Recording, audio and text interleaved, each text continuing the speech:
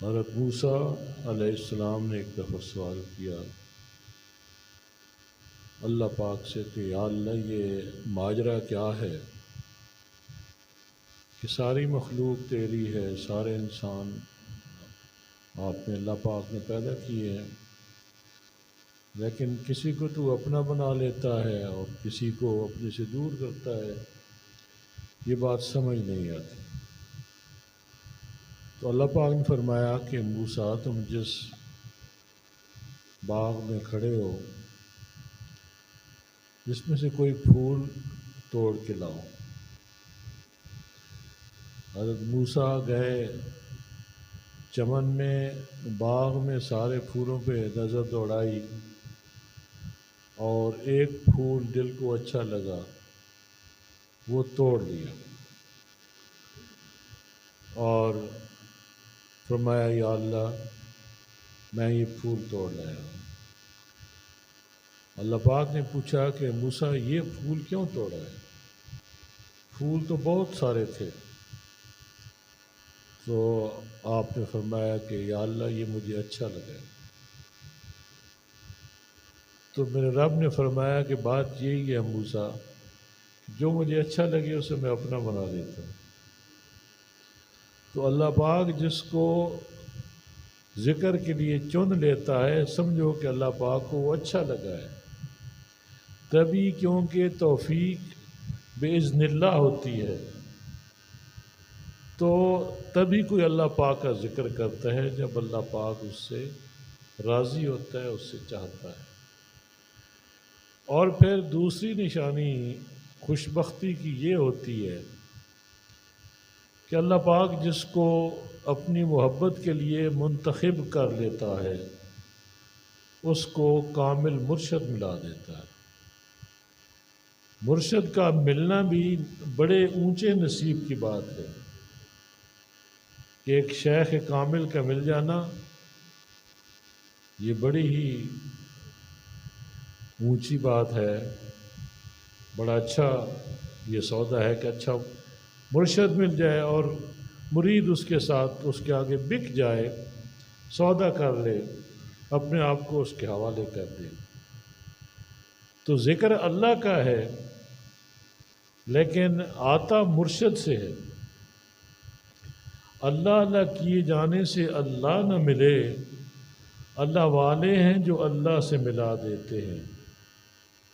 راہ دے ہر کوئی آکھے میں بھی آکھاں راہ دے، بن مرشد تینوں راہ نہیں ملنا، ایویں رل مرسیں وچ راہ دے۔ تو راستہ جو ہے وہ طے تو مرید نے خود کرنا ہوتا ہے، لیکن رہنمائی مرشد کی ہوتی ہے، نگاہ مرشد کی ہوتی ہے، توجہ مرشد کی ہوتی ہے، اور شوق اور محنت مرید کی ہوتی ہے۔ اس لیے جب نیت درست ہو اور شوق کامل ہو اور دل میں تڑپ ہو، اللہ پاک کی محبت کو پانے کی تڑپ ہو اور عاجزی اختیار کرے، تو پھر اللہ پاک ضرور اس کو اپنے قرب سے نواز دیتے ہیں۔ بہت سارے دوست ہیں جو آتے ہیں اور ذکر کی محفل میں بیٹھ کے چلے جاتے ہیں۔ بعض خوش نصیب ہیں جن کو ذکر کی حلاوت محسوس ہو جاتی ہے اور ان کو ایک گنا تسلی اور تشفی ہوتی ہے اور دل قرار پکڑتا ہے، سکون پکڑتا ہے،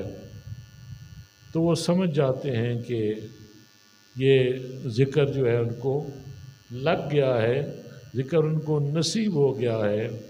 کیونکہ میرا رب فرماتا ہے کہ الا بذکر اللہ تطمئن القلوب، کہ جان لو دلوں کا سکون فقط میرے ذکر میں۔ اور عرض کرتا ہوں کہ جب الا آ جائے تو اس کا مطلب ہے خبردار، وارننگ ہے، وارننگ ہے، اور دوسرے لفظوں میں یہ حتمی بات ہے، یہ آخر والی بات ہے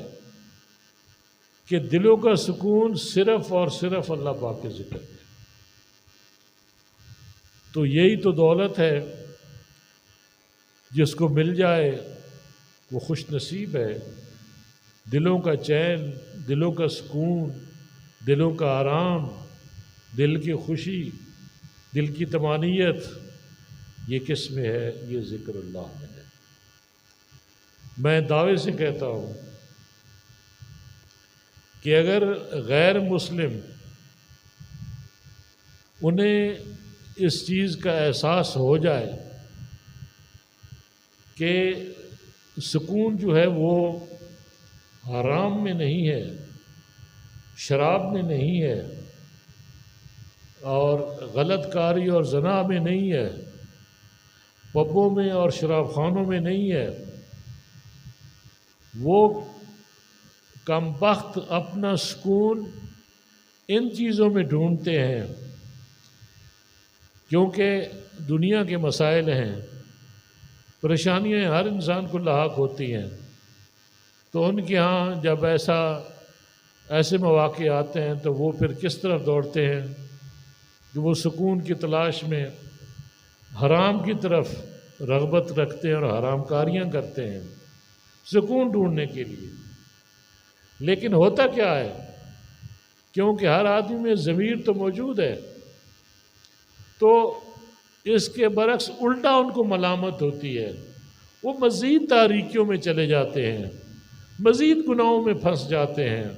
اور مزید ملامت کا شکار ہوتے ہیں، ان کا ضمیر انہیں ملامت کرتا ہے، تو بجائے سکون کے اور بے سکون ہو جاتے ہیں، انہیں بے سکونی اور انہیں خراب کرتی ہے اور مزید بربادی اور تباہی کی طرف چلے جاتے ہیں، جبکہ سکون جو ہے وہ اللہ پاک کے ذکر میں ہے، سکون جو ہے وہ نیکی میں ہے،